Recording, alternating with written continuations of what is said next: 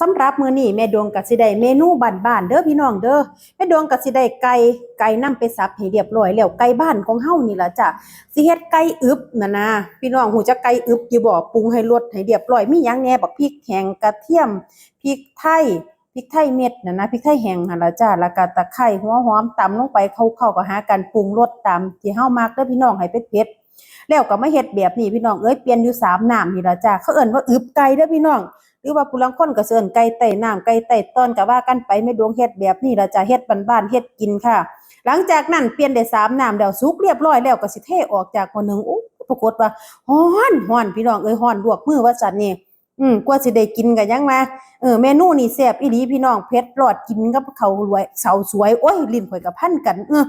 เผ็ดร้อนคือดีคือหยังตัวพี่น้องได้สมุนไพรหอมห่วยๆคือหยังนี่ล่ะจ้ามาแลงนี่มากินข้าวนํกันเด้อจ้า เบิ่งที่ล่ะพี่น้องหมู่ข่อยเฮ็ดออกมาซุ่มกันแซ่บแซวกินแซ่บกินนัวคือหยังตัวล่ะจ้าอุ้ยเฮ็ดง่ายๆมาเด้ออย่ามากินนำกัน